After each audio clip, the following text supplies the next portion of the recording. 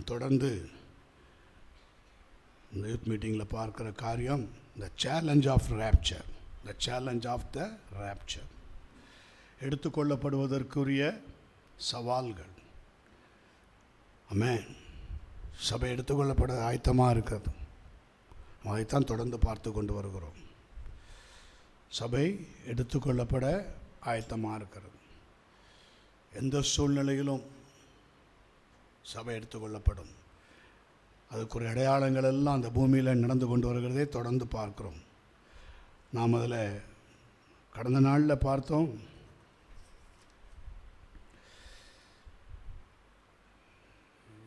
Is to abide. ஆமென்.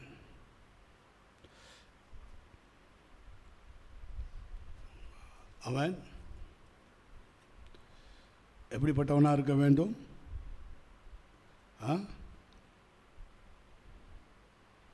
நிலைத்திருக்கிறவனாய், பற்றி கொள்கிறவனாய் அவன் இருக்க வேண்டும் என்று பார்த்தோம். கர்த்தரை பற்றிக்கணும். கர்த்தரை பற்றி கொள்ளக்கூடியவனாய், ஆமென், அவரில் நிலைத்திருக்கக்கூடியவனாய் இருக்க வேண்டும் என்று பார்த்தோம். ஆமென். இந்த நாளிலும் இஸ் டு பி பேஷண்ட். அவன் பொறுமையாக இருக்கக்கூடியவனாக இருக்கணும். பொறுமையாக இருக்கணும். எல்லா காரியத்திலையும் பொறுமையாக இருக்கும். இந்த கடைசி நாட்களில் பிசாசு சபைக்கு விரோதமாக ஒரு ஆயுதம் எடுக்குதுன்னா அது நிதானமென்மைங்கிற ஒரு ஆயுதம் தான். பொறுமையாக இருக்க விடாது. பொறுமையாக இருக்க விடாது. ஆமென். பொறுமையாக இருக்கணும். கர்த்தர் பொறுமையாக இருக்காரே, நீடிய பொறுமையாக இருக்காரே. ஏன் பொறுமையாக இருக்கார்? ஒருவரும் கெட்டு போகக்கூடாதுன்னு நீடிய பொறுமையாக. ஆவியானவரும் பொறுமையாக இருக்கிறாரே. நம்ம அதை குறித்து 1 தெசலோனிக்கேயரில் பார்த்தோமே. தடை செய்கிறவர் நீக்கப்படும் முன்னே அந்த நாள் வெளிப்படாது. தடை செய்கிறவர் யார்? ஹோலி ஸ்பிரிட். யாரை தடை செய்கிறாரு? ரேப்சரையை தடை செய்கிறார், வருகையை தடை செய்கிறார். ஏன்? இங்கேருந்து இவர் எடுத்துக்கொள்ளப்பட்டால் அங்கேருந்து யார் வருவா? அந்தி கிறிஸ்து வருவார். இவர் எடுத்துக்கொள்ளப்படும் போது கிறிஸ்து வருவார், சபையை எடுத்துக்கொள்வார். அந்த எம்டினஸில் யார் இருப்பா? Anti Christ. 7 years ட்ரிபுலேஷன், உபத்திரவம், மகா உபத்திரவம், 3 வருஷம். ஸோ அதில் கைவிடப்பட்டு போயிடக்கூடாது ஜனங்க. அதில் எடுத்துக்கொள்ளப்பட்டுறணும். சபையின் வருகையில், இயேசுவின் வருகையில் எடுத்துக்கொள்ளப்படணும். இல்லை அவர் வருகைக்கு முன்பாக மரிக்கிறவங்களாக இருந்தாலும் அவங்களும் உயிரோடு எழுப்பப்பட்டு பரலோகத்துக்கு போவோம். இதுதான் நம்ம கிறிஸ்டியானிட்டியுடைய சத்தியம், வேதத்தினுடைய சத்தியம். அப்போ அதுக்கு நமக்கு பொறுமை ரொம்ப அவசியம். முதலாவது பற்றி கொள்வது அவசியம், அடுத்தது பொறுமை அவசியம். ஆமென். அப்போ யாக்கோபு நிருபம் 5ஆம் அதிகாரம் 8ஆம் வசனம் சொல்லுகிறது, நீங்களும் நீடிய பொறுமையோடு இருந்து உங்கள் இருதயங்களை ஸ்திரப்படுத்துங்கள், கர்த்தரின் வருகை சமீபமாக இருக்கிறது. பார்த்தீங்களா? நீங்களும் நீடிய பொறுமையோடு இருந்து. இங்கிலீஷில் படிப்பா கொஞ்சம். Be also patient. Establish your hearts for the coming of the Lord. Yes. Establish your. ஸ்திரப்படுத்து. For the coming of the Lord draweth nigh. அப்படிதானா? ஆமென். தேவ வருகை சமயமாக இருக்கிறது. ஆகவே உங்கள் இருதயங்களை என்ன செய்யுங்க? நீடிய பொறுமையோடு இருந்து உங்கள் இருதயங்களை ஸ்திரப்படுத்துங்கள். ஸ்திரப்படுத்துறதுல ரொம்ப ஜாக்கிரதையாக இருக்கணும். ஸ்திரப்படுத்துறதுன்னா என்னது? ஸ்திரப்படுத்துறதுன்னா எப்படி நீங்கள் ஒரு சப்ஜெக்ட் எடுத்து படித்து அதில் ஸ்திரப்பட்டு அந்த பாடத்தில் படித்து அதுக்கேற்ற வேலையை தேடுறீங்கள. அக்கௌண்டன்சினா அக்கௌண்டன்சிக்கு ஏற்றது போல், காமர்ஸ்னால் காமர்ஸுக்கு ஏற்றது போல், கம்ப்யூட்டர் சயின்ஸுனால் கம்ப்யூட்டர் சயின்ஸுக்கு ஏற்றது போல் அதில் தான் உங்கள் ஸ்திரம் இருக்கும். அங்கே தான் உங்கள் இது இருக்கும். அது சம்மந்தமான மற்ற சப்ஜெக்ட்லாம் என்ன அப்படிங்கிறத படித்தாதான் அதில் நான் ஸ்திரமாக ஒரு கடைசி வரைக்கும் ஒரு வேலையெல்லாம் நீக்க முடியும். உண்மைதானா? அதுக்கு எவ்வளோ பிரயாசப்படுறோம், அதுக்கு எவ்வளோ எஃபர்ட் எடுக்கிறோம். அதே போல் கர்த்தருடைய வருகையில் மெயினாக நமக்கு என்னது? பொறுமை. நீடிய பொறுமையோடு இருந்து உங்கள் ஸ்திரங்களை உங்களுடைய இருதயங்களை ஸ்திரப்படுத்துங்கள். நீடிய பொறுமையோடு இருந்து. ஆமென். அப்போ அந்த நீடிய பொறுமையோடு இருந்து ஸ்திரப்படுத்துறதுக்கு யாக்கோபு நிருபத்தில் ஆமென் ஒரு பொருத்தமான வார்த்தை இருக்கிறது. இம்ப்ளான்டட் வேர்ட்ஸ் அப்படின்னு சொல்லுவாங்க. யாக்கோப் 1ஆம் அதிகாரம் 19 to 21 வசனங்கள் வரை பாடிங்க. Yakob, James 1:19 to 21. ஆகையால் என் பிரியமான சகோதரரே, எதற்கு எப்படி பொறுமையாக இருக்கணுமா? வேதம் சொல்லுகிறது, ஆகையால் பிரியமான சகோதரரே, யாவரும் கேட்கிறதற்கு தீவிரமாயும் பேசுகிறதற்கு பொறுமையாயும் கோபிக்கிறதற்கு தாமதமாயும் இருக்க கடவர்கள். ஆமென். யாவரும் கேட்கிறதற்கு தீவிரமாயும். அப்போ அது கொஞ்சம் இங்கிலீஷில் படிப்பா. My beloved brethren, let every man be swift to hear, slow to speak, slow to wrath. அப்போ let every man be swift to hear. கேட்கறதுக்கு எப்படி இருக்கணுமா? பொறுமை. இதில் ரொம்ப அர்த்தமான காரியம் இருக்கிறது. அடுத்த வசனத்தையும் வாசிங்க. மனுஷனுடைய கோபம் தேவனுடைய நீதியை நடப்பிக்க மாட்டாதே. ஆகையால் நீங்கள் எல்லாவித அழுக்கையும் கொடிய துர்க்குணத்தையும் ஒழித்துவிட்டு உங்கள் உள்ளத்திலே நாட்டப்பட்டதாயும் உங்கள் ஆத்துமாக்களை ரட்சிக்க வல்லமையுள்ளதாக இருக்கிற வசனத்தை சாந்தமா ஏற்றுக்கொள்ளுங்கள். அப்ப 19ஆம் அதிகாரத்தில் ஒரு காரியத்தை பார்த்தீங்க. அங்கே என்ன பார்த்தீங்க? 19ஆம் வசனத்தில் கேட்கிறதற்கு தீவிரமாய். எதை கேட்கறதுக்கு தீவிரமா? வசனத்தை கேட்கறதுக்கு. சபையில் கொடுக்குற உபதேசம் அது ரொம்ப ரொம்ப முக்கியம். சீட், அந்த வார்த்தை. 21ஆம் வசனத்தில் என்ன பார்த்தீங்க? 21ஆம் வசனத்தில்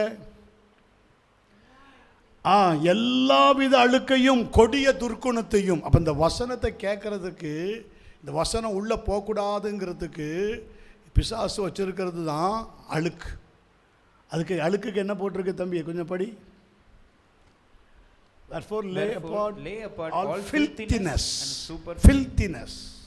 Yes. Wherefore lay apart all filthiness and superfluity of naughtiness. Superfluity of naughtiness. And receive with meekness the engrafted word which is able to save your souls. ஆகையால் நீங்கள் எல்லாவித அழுக்கையும் கொடிய துர்க்குணத்தையும் ஒழித்துவிட்டு. அப்போ இந்த வசனத்தை நம்ம கேட்கணும்னா நமக்குள்ள நம்மளை அறியாமலேயே பிசாசு சில காரியத்தை வைப்பான். அது எங்கேருந்து வைப்பான்னா, 4 திசைகள் இருக்குது. East, west, north, south. 4 திசைகளிலிருந்தும் போராடுகிற 4 ஆவிகள் இருக்குது. தெரியுமா? அந்த ஆவிகள் பேர்லாம் தெரியுமா? பெயல்சபூல், அப்பத்தோன், வேற யாரு? லூசிஃபர். 4 kinds of spirits. 4 மூலைகளுக்கும் 4 மூலைகளிலிருந்து அவைகள் கிரியை செய்யும். 4 மூலைகள், 4 south, west, north, south, west, east, 4 திசைகளிலிருந்து அந்த ஆவிகள் கிரியை செய்யும். நீங்கள் நல்லா பார்க்கலாம், நல்லா அதை கவனிக்கலாம். ஆவிக்குரிய பிள்ளைகள், ஆவியில் இருக்கிற பிள்ளைகள் அதை கண்டுபிடிச்சிருவாங்க. இந்த தேசத்துலேருந்து எந்த ஆவி வருது, இந்த தேசத்தில். இப்போ கூட சமீபத்தில் தேவ மனுஷன் நமக்கு சொன்னார்ல, 4 கதவுகள். அங்கே வந்தீங்களே எத்தனை பேர்? இந்த ப்ராப்பர்ட்டிக் மினிஸ்ட்ரிக்கு வந்தீங்களே, அங்கே எத்தனை கதவு சொன்னார்? 4 கதவு சொன்னாரா? அப்போ சரியாக இருக்கா? இந்த 4 கதவில் எந்த கதவு வழியாலும் உள்ள நுழையும். உங்கள் இருதய கதவை நீங்கள் திறந்து வச்சிங்கன்னா எந்த டோர் வழியாகவும் நுழையும். இன்றைக்கி ஈஸியாக மொபைல் வந்துருச்சு, நெட் வந்துருச்சு, உலகமே உங்கள் கையில் இருக்குது. இந்த 4 kinds of இந்த ஸ்பிரிட்ஸுகளையும் நீங்கள் உங்கள் கைக்குள்ளே வச்சுருக்கீங்க. தெரியுமா?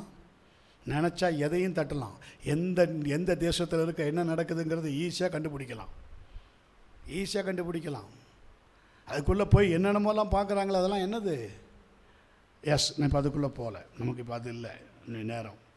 ஸோ இந்த இம்ப்ளான்டட் வேர்ட், பொருத்தப்பட்ட வார்த்தை, இதையும் நீங்கள் இப்போ நான் எடுக்கிற அந்த வார்த்தையும் பொருத்தி பாருங்கள், சரியாக இருக்கும். மத்தேயு எழுதின சுவிசேஷம் 13ஆம் அதிகாரம் 1-9 வசனங்கள் வரை, 18-23 வசனங்கள் வரை. இன்னைக்கு வேதத்துக்கு அதுதான் படிங்க வச்சுக்கோங்க. மத்தேயு 13 1-9 வரை. இயேசு அன்றைய தினமே வீட்டிலிருந்து புறப்பட்டு போய் கடலோரத்திலே உட்கார்ந்தார். திரளான ஜனங்கள் அவரிடத்தில் கூடி வந்தபடியால் அவர் படவில் ஏறி உட்கார்ந்தார். ஜனங்கள் எல்லாரும் கரையிலே நின்றார்கள். அவர் அநேக விசேஷங்களை உவமைகளாக அவர்களுக்கு சொன்னார். கேளுங்கள், விதைக்கிறவன் ஒருவன் விதைக்க புறப்பட்டான். பாருங்க, கேளுங்கள். கர்த்தருங்க என்ன சொல்றாரு? நம்ம கேட்கறதுக்கு எப்படி இருக்கணும் நாங்க பார்த்தோம். யாக்கோபு 1:9 தீவிரமாய் பொறுமையோடு இருக்கணும். இவ்வளோ இன்ட்ரடக்ஷன் கொடுத்துட்டு தான் கர்த்தர் பேசுறார். இவ்வளவு தன்னை குறித்து இவ்வளோ காரியங்களை கொடுத்துட்டு தான் 1-2 வசனங்களில் வீட்டிலிருந்து போய் கடலோரத்தில் உட்கார்ந்தார், படகுல உட்கார்ந்தார், அங்கே ஜனங்கள் இருந்தார்கள், இவ்வளோ காரியத்தை சொல்கிறார். ஆமென். அதுக்கு பிறகு தான் கர்த்தர் பேச ஆரம்பிக்கிறார். பாருங்க, விதைக்கிறவன் ஒருவன், கேளுங்கள் கேளுங்கள், விதைக்கிறவன் ஒருவன் விதைக்க புறப்பட்டான். விதைக்கிறவன் ஒருவன் விதைக்க புறப்பட்டான். அவன் விதைக்கையில் சில விதை வழி அருகே விழுந்தது. பறவைகள் வந்து அதை பட்சித்து போட்டது. சில விதை அதிக மண்ணில்லாத கற்பாறை இடங்களிலே விழுந்தது. மண் ஆழமாய் இராததினாலே அது சீக்கிரமாய் முளைத்தது. வெயில் ஏறின போதோ தேய்ந்து போய் வேர் இல்லாமையால் உலர்ந்து போயிற்று. சில விதை முள்ளுள்ள இடங்களில் விழுந்தது. முள் வளர்ந்து அதை நெருக்கி போட்டது. சில விதையோ நல்ல நிலத்திலே விழுந்து சிலது 100ஆகவும் சிலது 60ஆகவும் சிலது 30ஆகவும் பலன் தந்தது. கேட்கிறதற்கு காதுள்ளவன் கேட்க கடவன். புரியுதா? அப்போ இங்கே என்னது? நான் என்ன சொன்னேன்? 4 kinds of spirit. இங்கே என்னது? 4 kinds of soil. 4 kinds of soil. என்ன என்ன என்ன சாயில்? என்ன மண்? வழி அருகே இருக்கிற மண், கற்பாறையான மண், கற்பாறையான ஒரு மண். கற்பாறைனா உள்ளுக்குள்ள ஸ்டோனி, மேலே மாத்திரம் மண். சில மலைகள்லாம் பார்த்துருக்கலாம் நீங்கள், மரம் நல்லா செழித்து வளரும், ஆனால் ஒரு குறிப்பிட்டதுக்கு மேலே அது வளராது, அப்படியே தான் இருக்கும். காரணம் என்ன? அந்த ரூட்டு போகாது. அந்த ரூட் என்ன செய்யாது? அந்த அந்த மண் இருக்கிற வரைக்கும் தான் போகும். அதுக்கு மேலே அது அந்த அந்த பாறையெல்லாம் உடச்சிட்டுலாம் போகாது. கர்த்தருடைய வார்த்தை அப்படி தான். உங்களை ஒட்டச்சிட்டு கிட்டச்சிட்டுலாம் கர்த்தர் உள்ளே நுழைய மாட்டார். கேர்ஃபுல். உங்களை ஒட்டச்சு கிட்டச்சுலாம் நுழைய மாட்டார். ஆனால் நீங்கள் தொடர்ந்து அவரோடு கூடவே இருந்தீங்கன்னா உடைப்பார். அவருடைய வசனம் சம்மட்டியை போல் உடைக்க ஆரம்பிக்கும். அது வேறு. ஆமாம். ஆனால் விதைக்கிறவ அப்படியே பார்ப்பானா? கற்பாறைகள் அது விதைக்கும் போது அப்படி விடுது. அதுதான் நம்ம எடுத்துக்கணும். விதைக்கும் போது அப்படி விழுது. விதைச்ச உடனே இந்த இடத்துல கற்பாறை இருக்குது, இதை உடைச்சா தான் இது உள்ளே போகும், அப்படி கிடையாது. அது நீங்கள் ஏற்றுக்கொள்கிறத பொறுத்து இருக்குது. அதுக்கு தான் இந்த ஓமையை சொல்கிறார். ஆமென். சபைக்குள்ளே வந்தானா எப்படியாவது தேத்திடுறாங்க, அது வேறு. அவங்கள உடைச்சிட்றாங்க, ஊழியக்காரங்க அவங்க உடைக்கிறாங்க, சாப்பிட்டா பேசுகிறாங்க, அவங்கக்கிட்ட கொஞ்சம் இதாக பேசுகிறாங்க, பக்குவமாக பேசுகிறாங்க, அந்த விதை எப்படியாவது அவங்களுக்குள்ளே போகிறதுக்கு பிரயாசப்படுறாங்க, அது வேறு. ஆனால் இந்த இடத்துல அது அல்ல. 4 kinds of soil. என்னதெல்லாம்? வழி அருகே, கற்பாறை, முள்ளுள்ள இடம், நல்ல இடம். அப்புறம் 4 ஆவிகளை சொன்னேன் இல்லையா? Praise God. அப்போது அதே போல் தான் வேதம் 18ஆம் வசனத்திலிருந்து வாசிங்க, 23 வரைக்கும் வாசிங்க. ஆகையால் விதைக்கிறவனை பற்றிய ஓமையை கேளுங்கள். ஒருவன் ராஜ்யத்தின்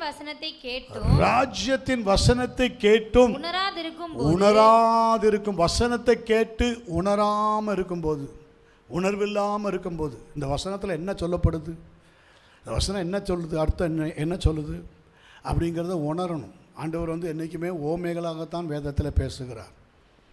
ஆமென். ஸ்பிரிச்சுவலுங்கிறது தட் இஸ் அது அது அது எப்படி? அது மறைபொருளாக தான் இருக்கும், மறைந்து தான் இருக்கும். தேவனுடைய வசனம் மறைந்து தான் இருக்கும். ஆமென். அது அது எல்லாருக்குமே அது வெளிப்படாது. அது தேவ பிள்ளைகளுக்கு மாத்திரமே அது வெளிப்படும். ஆமென். எஸ். அது நம்ம அங்கே என்ன பார்த்தோம்? கேட்கிறதற்கு தீவிரமாயும் என்ன பார்த்தோம்? யாக்கோப்பில் 19 ஆகையால் என் பிரியமான சகோதரரே, யாவரும் கேட்கிறதற்கு தீவிரமாயும் பேசுகிறதற்கு பொறுமையாயும் கோபிக்கிறதற்கு தாமதமாயும் இருக்க கடவர்கள். கோபிக்கிறதற்கு தாமதமாயும். Praise God. அப்போ இப்போ நீங்கள் அங்கே வாங்க, அந்த வசனத்துக்குள்ளே வாங்க. ஒருவன், அந்த 18ஆம் வசனம், அதாவது மத்தேயு 13:18. ஒருவன் ராஜ்யத்தின் வசனத்தை கேட்டும் உணராதிருக்கும் போது பொல்லாங்கன் வந்து அவன் இருதயத்தில் விதைக்கப்பட்டதை பறித்துக் கொள்ளுகிறான். அவனே வழியருகே விதைக்கப்பட்டவன். ராஜ்யத்தின் வசனத்தை கேட்டும் உணராதிருக்கும் போது பொல்லாங்கன் வந்து அவன் இருதயத்தில் விதைக்கப்பட்டதை பறித்துக் கொள்ளுகிறான். அவனே வழி அருகே விதைக்கப்பட்டவன். வழி அருகேனா நீங்கள் பாருங்கள், ஒரு கிராமத்துக்குள்ளெல்லாம் போனீங்கன்னா வயல்வெளி பக்கத்துலேயே பார்த்தீங்கன்னா ஒரு பாதை இருக்கும். பார்த்துருக்கீங்களா? ஒரு பாதை மாதிரி இருக்கும். அந்த பாதையில் நடந்து நடந்து நடந்து நடந்து எல்லோரும் போவாங்க. அந்த பாதையை அது கிராமத்தில் உள்ளவங்களுக்கு தெரியும். அந்த பாதை ஒத்தையடி பாதைனே ஆக்கிடுவாங்க. அந்த பாதையில் நடந்து நடந்து நடந்து போய் அந்த பாதை எப்படி ஆயிரும் தெரியுமா? அது ஒரு மாதிரி ஹார்ட் சாயில் ஆகிடும். அங்கேயும் விதைச்சாலும் என்ன செய்யாது, அது மேலோட்டமாக தான் நிற்கும். அந்த வார்த்தை, அந்த அந்த அந்த வசனம், அந்த விதை. போகிறவங்க வர்றவங்களாம் என்ன செய்வாங்க? வழி அருகே. அது வழி அருகேன்னு என்னது? எல்லாரும் போகிறது, எல்லார் பேச்சையும் கேட்குறது, எல்லாம் அதான் அவன் அதை சொல்லுவான், இதை சொல்லுவான், இப்படி சொல்லுவான். நீ போவாத, சபைக்கெல்லாம் ஏன் போகிற? இந்த வாலிப நாட்களில் இதை அனுபவிக்கிறத விட்டுட்டு சபைன்னு ஓடுறிய. இந்த வாலிபம் இன்னொரு முறை கிடைக்குமா? அதெல்லாம் கிடைக்காது. பல ட்ராவலர்ஸ் உங்கள் லைஃப்பில் வருவாங்க, பல விதமான கைண்ட்ஸ் ஆஃப் ஃப்ரெண்ட்ஸ். அவங்க தான் வழி அருகே. அந்த வழி அருகே இருக்கிறவங்க ரோட் சைடு, புரியுதா? அப்படி கூட எடுக்கலாம். ரோட் சைடு வேலை வெட்டி இல்லாதவங்க ரோட் சைட்லேயே சுற்றிட்டு இருப்பாங்க. பார்த்துருக்கீங்களா? ஆமாம், ரோட் சைடு ரோமியோ. ஒருத்தரையும் விட மாட்டாங்க. எல்லாரையும் கமெண்ட் அடிக்கிறது, கிண்டல் அடிக்கிறது. இன்றைக்கி நம்ம வாலிப பிள்ளைகள்லாம் நான் பார்க்குறேன், வேலைக்கு போகிற பிள்ளைகளையும் பார்க்குறேன். ஏதோ ஒரு பொறுப்பு, ஏதோ ஒரு வேலை, ஏதோ ஒரு காரியம். ஏன்னா அதே வாலிப வயசு தான். ஏன் அவங்க அதில் சிக்கலை? ஏன் அதே வாலிப வயசு தான். ஏன் அந்த வாலிப வயசில் அப்படியே வந்து பாருங்கள். இப்போ கூட பாருங்கள், சில வாலிப பிள்ளைகள் சபையில் வரும்போது சில காரியங்களில் ஒரு என்ன திருத்தப்படுற இடம் தான். நல்லா கவனிக்கணும். சபை திருத்தப்படுற இடம், திருத்துற இடம் இல்லையா? எவ்வளோ பிள்ளைகளை நம்ம சொல்லி திருத்தி இருக்கிறோம். அது கடமை. ஆமாம். ஆனால் அந்த வழி அருகே உள்ளவங்க அப்படி அல்ல.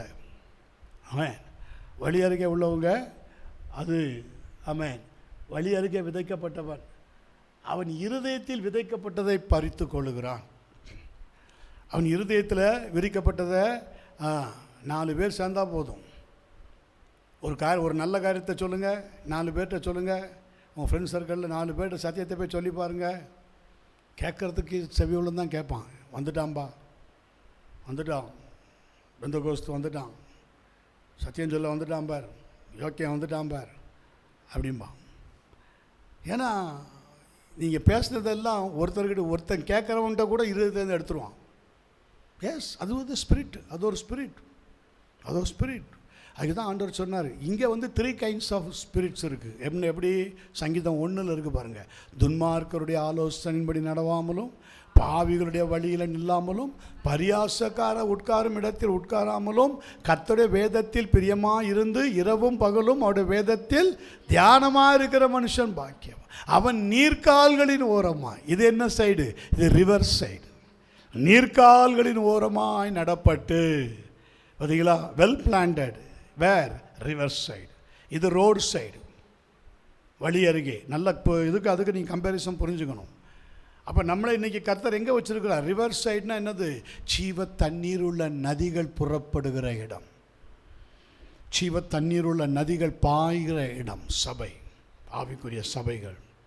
அங்கே தான் உங்களுக்கு கேட்ட வசனத்துக்கு கேட்டது போல் வாட்டரைஸ், தண்ணீர் பாய்ச்சப்படும்.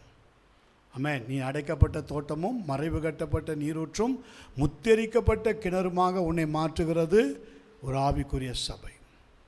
உனக்கு விதைச்ச விதைக்கு எப்போ அதை கேர் பண்ணணும், அதை எப்போ அந்த விதை முளைக்கும் போது அதுக்கு என்னென்ன வேலை செய்யணும், அது என்ன பண்ணணும், ஏது செய்யணுங்கிறதெல்லாம் ஆவிக்குரிய சபைகளில் உள்ள உபதேசத்திலும் ஆலோசனையிலும் நீங்கள் அதை கேட்டு உணர்வடைந்து உங்கள் வழிகளை மாற்றிக்கொள்கிறீர்கள். சரி, அடுத்த வசனம் 20. கற்பார இடங்களிலே விதைக்கப்பட்டவன் வசனத்தை கேட்டு உடனே அதை சந்தோஷத்தோடு. ஏன் தெரியுமா? கற்பாறைக்கு மேலே என்ன இருக்கு? மண். கற்பாறைக்கு மேலே என்ன இருக்கு? இது செகண்ட் ஸ்டேஜ். உள்ள என்ன இருக்கும்? கற்பாறை. உள்ள கற்பாறை. கற்பாறை போல ஒரு ஸ்டோனி. ஆமென். ஆனால் மேலே என்ன இருக்கும்? கொஞ்சம் மண் இருக்கும். அது ஒரு பயத்தில் கேட்குறது. ஐயோ, நாளைக்கு ஏதாவது ஒன்று நடந்துடும், நம்ம கேட்போம், கேட்குற வரைக்கும் கேட்போம், பார்ப்போம், ஆண்டவராக பார்த்து ஏதாவது செய்யட்டும். நான் ஒன்று சொல்லட்டுமா? ரிசீவ் பார்ட்ஸ் நீங்கள் தான் ரிசீவ் பார்ட்ஸுங்கிறது உங்களுடைய ஆத்மாவும் ஆவியும் தான். நீங்கள் எவ்வளவு சாந்தத்தோடு பிரியமாக இருந்த அந்த வார்த்தையை கேட்குறீங்களோ, அதை தியானிக்கிறீங்களோ, அந்த அளவுக்கு தான் 30, 60, 100 பலம் கொடுக்க முடியும். ஸோ உங்களை உள்ளுக்குள்ளே, வெளியில் நல்லா அப்படி காமிச்சிட்டு உள்ளுக்குள்ளே நீங்கள் எப்படி இருக்கக்கூடாது? கற்பாரியாக இருக்கக்கூடாது. கல் மாதிரி இருக்கக்கூடாது. கல் மாதிரி இருக்கக்கூடாது. ஆமென். தொட்டால் நீங்கள் அப்படி சாஃப்டாக இருக்கணும். கல் மாதிரி இருக்கக்கூடாது. புரியுதா? சில பேர்கிட்ட பேசும்போதே தெரிஞ்சிடும். ஆமென். அவங்க கல் மாதிரி தான் இருப்பாங்க, கல் மாதிரி சுபாவம் தான் இருப்பாங்க. ஆனால் நீங்கள் பேசுங்க, மெழுகு போல் உருகிடுவாங்க. மெழுகு போல் உருகிடுவாங்க. நான் பார்த்துருக்கேன்.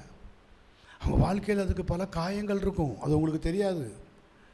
ஆனால் நீங்கள் பேசி பாருங்கள், அவங்ககிட்ட கொஞ்சம் அவங்க உருவத்தை வச்சுலாம் நீங்கள் யாரையும் எடை போட முடியாது. சில பேர் வெளியில் பார்க்குறதுக்கு ரஃப்பாக இருப்பாங்க, கல்பாறையை போல் இருப்பாங்க. ஐயோ பயமாக இருக்குது, ஐயோ இவரை பார்த்தா பயமாக இருக்குது. பேசி பாருங்களேன், அவ்வளோ சாஃப்டாக இருப்பாங்க. ஸோ இது வேறு. இது வெளியில் அப்படி காமிச்சிக்கிட்டு உள்ளுக்குள்ளே கல்லை போல, பாறை போல இருக்கிறது. எப்படி இருக்கக்கூடாது? அடுத்தது சீக்கிரம். ஆகிலும் தனக்குள்ளே வேறில்லாதவனாய் கொஞ்ச காலம் மாத்திரம் நிலைத்திருப்பான். வசனத்து நிமித்தம் உபத்திரவமும் துன்பமும் உண்டான உடனே இடறல் அடைவான். முள்ளுள்ள இடங்களில் விதைக்கப்பட்டவன் வசனத்தை கேட்கிறவனாக இருப்பான். கற்பாரையாவது கொஞ்சம் கேட்பான், சந்தோஷமா ஏற்றுப்பான், அதுக்கப்புறம் இடல் அடைவான். இவன் அப்படி இல்லை. கேட்பான், கேட்கிறவன உலக கவலையும் ஐஸ்வர்யத்தின் மயக்கமும் வசனத்தை நெருக்கி போடுவது. நல்லா வளருவான், நல்லா வளரும். இந்த பாவக்காய் செடியெல்லாம் பாருங்கள், சில இடத்துல நல்லா வளரும். ஆனால் ஒரு குறிப்பிட்ட இதுக்கு மேலே பாருங்கள், வேலியில் போய் மாட்டிக்கும், முள் வேலியில் போய் சிக்கிக்கும். அதை நீங்கள் எடுக்கிறதுக்குள்ளே கையில் உங்களை பல முள் குத்தும். நீங்களே இதை எடுக்கிறதோட பேசாமல் இருக்கலாம்னு விட்டுருவீங்க. கொஞ்ச நாள் கழித்து பாருங்கள், அந்த இடம் அப்படியே கருகி போயிடும். முள் நெருக்கிடும். கொஞ்சம் தான் அதில் நீங்கள் பார்க்க முடியும் காய்களை. முள் நெருக்கி போட்டுரும். அப்படியே நெருக்கிடும். முள் வளரும்போது கடன்னு வளரும். அப்படியே நெருக்கி போட்டு வளர விடாது. ஆமென். அதான் ஐஸ்வர்யத்தின் மயக்கம், உலக கவலை. வாலிய பிள்ளைகள், நீங்கள் இன்றைக்கி இப்படி இருக்கிறீங்க, நாளைக்கு இப்போ நம்ம சபையில் இருக்கிறாங்க, வேலை செய்கிற பிள்ளைகள் இருக்காங்க. நான் பார்க்க தான் செய்கிறேன். சின்ன வயசுலேருந்து சபைக்கு வந்தவங்களும், அதுக்கப்புறம் காலேஜ் அப்படி போய் ஞானஸ்தானம் எடுத்து இன்றைக்கி வேலைக்கு போகிற பிள்ளைகள் இருக்காங்க. அவங்களெல்லாம் நான் பார்க்குறோம் இல்லையா? வேலை செய்தாலும் அது உலக கவலை, ஐஸ்வர்யத்தின் மயக்கம். ஆமென். அதுக்குள்ளே போகக்கூடாது. அது நம்மளை போக வைக்கும். நம்ம கர்த்தர் நேசிக்கிறான்னா தான் நமக்கு வருமானம் வருது, ப்ரமோஷன் வருது, சம்பள உயர்வு வருது, லக்ஸரியஸ் லைஃப் வருது. இதெல்லாம் ஆண்டவர் இருக்கிறதுனால தானே வருது.